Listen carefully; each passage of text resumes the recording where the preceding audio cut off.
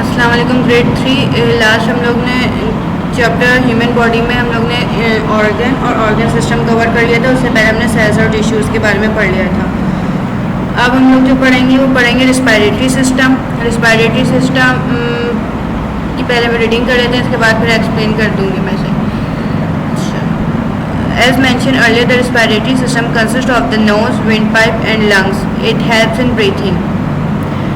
The air we inhale is not always pure. It needs to be cleaned, moist and warm before going to the lungs. The cleaning and moistening process is done by hair having a sticky substance called mucus. It is present in the nose.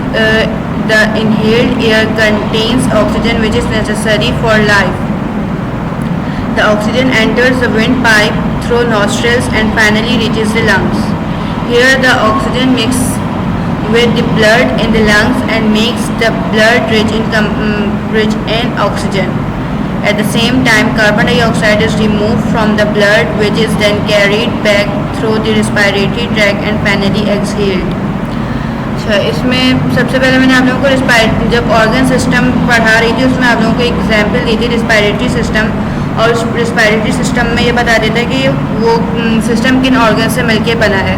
तो यहाँ पे भी mention किया है कि हमारे पास respiratory system किन organ से मिलके बना है। नोज, विंडपाइप और लंग्स, इन ऑर्गन से मिलके हमारे पास रिस्पायरेटरी सिस्टम बनता है।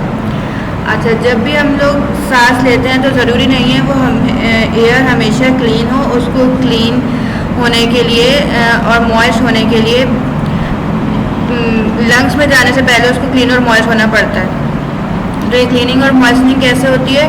हमारे नोज़ में हेयर प्रेजेंट होते हैं। वो हेयर जो है, अगर एयर में हवा में कोई डर्ट पार्टिकल होगा तो उसे ट्रैप कर लेते हैं, और नोज़ में हमारे पास एक स्टिकी सब्सटेंस होता है म्यूकस, जिसकी वजह से हमारे पास जो ये एयर होती है हवा वो मॉइस्ट हो जाती है।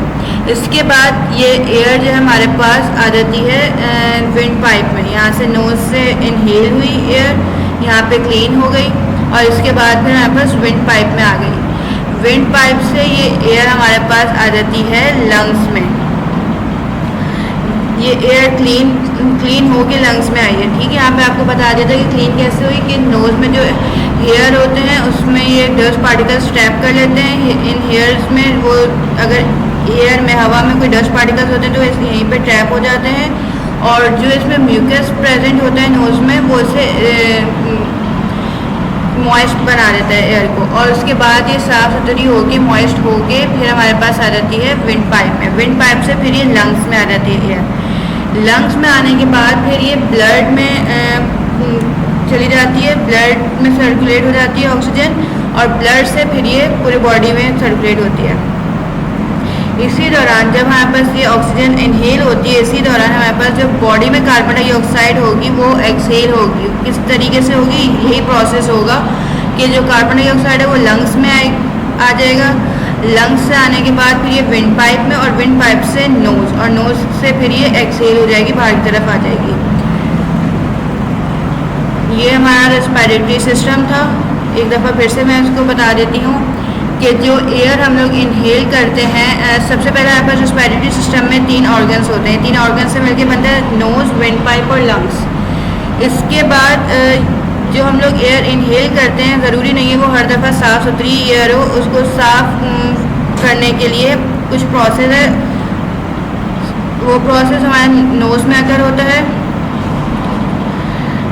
एयर हम लोगों ने इनहेल की, नोज़ में एंटर हुई। नोज़ में जो हेयर होते हैं यहाँ पे जो एयर में अगर डस्ट पार्टिकल्स होंगे तो यहाँ पे वो ट्रैप हो जाएंगे, और नोज़ में हमारे पास एक स्टिकी सब्सटेंस होता है जिसे हम लोग म्यूकस कहते हैं। तो ये म्यूकस की वजह से एयर मॉइस्ट हो जाती है। फिर यही जो मॉइस्ट और क्लीन एयर होती है आती है विंड पाइप में। विंड पाइप से ये लंग्स में आ जाती है। लंग्स से फिर ये ब्लड में चली जाती है। ब्लड इस तरह से ऑक्सीजन रिच हो जाता है, ब्लड में बहुत सारी ऑक्सीजन आ जाती है, और फिर ये पूरी बॉडी में ट्रैवल करता है ऑक्सीजन को लेके। इसी दौरान कार्बन डाइऑक्साइड की भी एक्सहेलेशन होती है। कैसे होती है कि हमारे जो बॉडी में कार्बन डाइऑक्साइड होता है वो ब्लड के थ्रू आ जाता है लंग्स में। लंग्स से फिर वो विंड पाइप में जाता है, और विंड पाइप से नोज़ में आगे, और ये फिर नॉस्ट्रल्स के थ्रू हमारी बॉडी से एक्सहेल हो जाता है। तो यहाँ पे एक इन्फॉर्मेशन शेयर की गई है हमारी एयर बहुत सारी गैसेस का मिक्सचर है, तो इसमें कौन कौन सी गैसेस हैं और कितने परसेंट है यहाँ पे बताया है। Almost 78% of air is nitrogen, 21% oxygen, 0.03% carbon dioxide and 0.17% other gases की 78% जो सबसे ज़्यादा एयर में जिस गैस की कंसनट्रेशन होती है वो होती है और नाइट्रोजन। उसके बाद हमारे पास ऑक्सीजन, उसके बाद कार्बन डाइऑक्साइड और बहुत थोड़ी हमारे पास दूसरी जो गैसेस होती हैं वो यहाँ पे प्रेजेंट होती हैं एयर में।